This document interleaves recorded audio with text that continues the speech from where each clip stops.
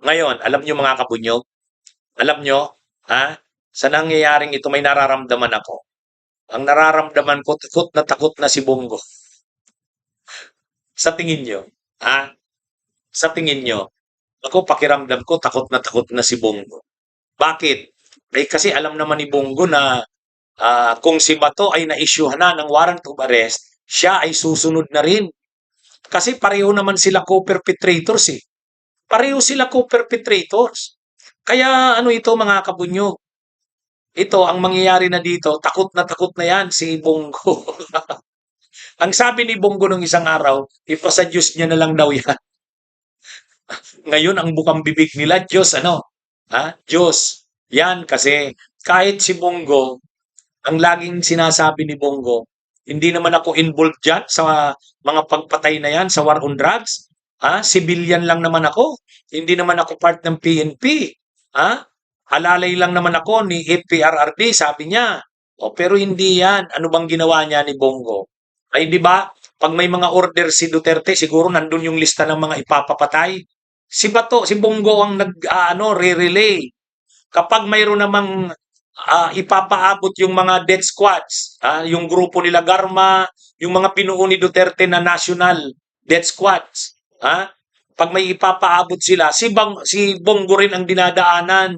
Pag may mga rewards na ipapadala, sinong nagbibigay? Si Bongo rin. Oh, kaya ganun yung papel ni Bongo. Ha?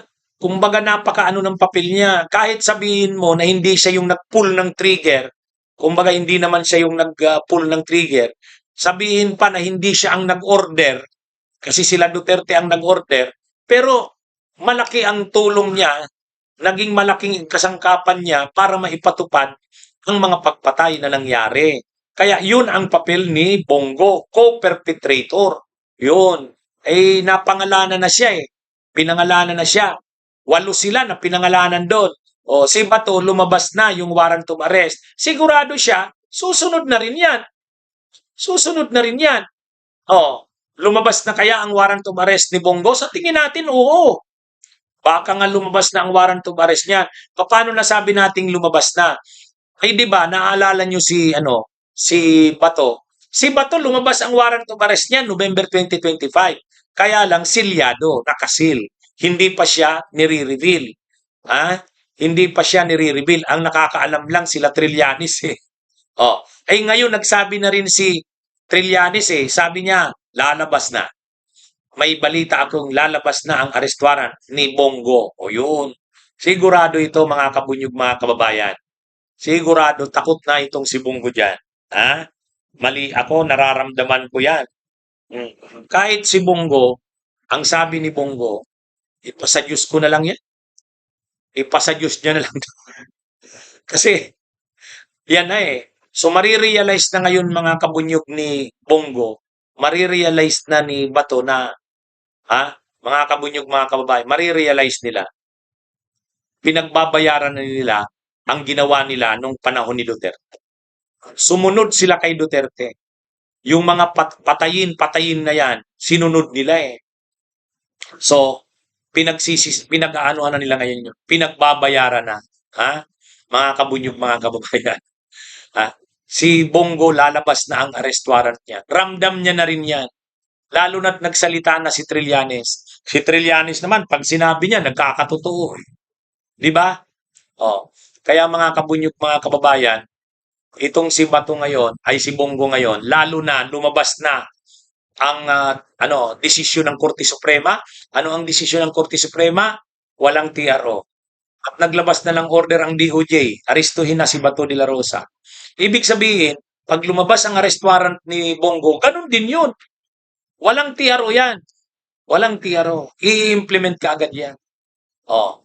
Kaya, minsan pa mga kabunyog na patunayan natin, ang hustisya, medyo nga lang na-delay, pero sa bandang huli, maigagawa din yan.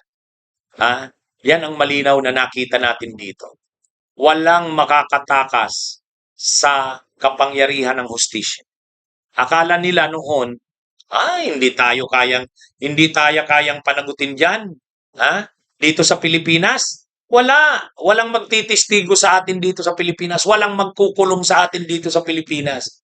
ICC, hindi naman tayo kayang dalhin doon. Ha? Sinong aaresto sa atin? Ang problema, God works in mysterious ways. Nag-away ang Marcos at Duterte. Kaya yung gobyerno ng Marcos ngayon, nagko-cooperate na. Ha? Sinusunod ng gobyernong Marcos yung mga obligasyon nito, sa Interpol at sa ICC. Kaya wala silang magawa. Nung isang araw nakiusap si Bato, 'di ba? Nakiusap si Bato, Mr. President, wag mo naman akong i-turn over sa ICC. 'Di ba? Nakiusap si Bato, nagmamangkawa nung isang araw. Naalala niyo ba 'yon? Ha? Naalala niyo ba 'yon, mga kabunyog, mga kababayan? Ang problema kasi sa kanila, kahit pa alam na nila na mangyayari itong mga ito, mayabang pa sila eh. Katulad nun, hanggang ngayon, mayabang pa rin sila Cayetano. Si Pia Cayetano, may mga paiyak-iyak pa. Wala. Akala nila, akala nila, sabi nila, sulit daw sila. Sila daw ng mga senador na pro Duterte. Sulit sila, ano man ang mangyari. Sige, di sulit kayo. Tingnan natin. Si Bato, anong sabi si Bongo? Sabi ni Bongo, Duterte ako. Kahit anong mangyari. Sige, Duterte kayo. Sige, tingnan natin kung kaya kayong protektahan ng pagiging Duterte nyo. Kahit hawak ninyo yung Senado, ang batas ay ipapatupad yan. Ano man ang mangyari. Yan ang malinaw dyan. Di ba? Mga kabunyog, mga kabayan. Kaya si Bongo ngayon, kinakabahan na yan. Kinakabahan na yan. Ano lang, ang pagkakaiba niya lang, kakaiba to, si Bato kayang magtago. Kasi sundalo yan eh. Trained yan sa ganyan. Ay si Bongo, kaya niya ba yan? Kahit pa sabihin mong napakaraming pera ni Bongo, kahit sabihin mong napakarami nilang pera, maraming transactions na nakuha ang pamilya ni Bongo, panahon ni Duterte, ang yaman-yaman na nila, totoo yan, mayaman ka. Pero kung wanted ka naman, at maaaresto ka at dadalhin ka sa ICC, batang-bata pa naman si Bongo, ay grabe. Sinayang nila yung mga panahon nila. Di ba? Nasayang yung kanilang mga buhay, yung kanilang mga panahon.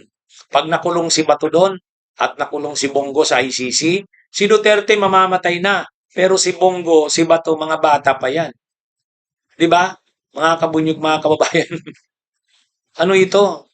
Kumbaga, saludo tayo. At least, nangyayari ito, nabibigyan ng hustisya ang mga napatay nung panahon ni Duterte. Dati, walang mag-iisip na mabibigyan pa sila ng hustisya, no?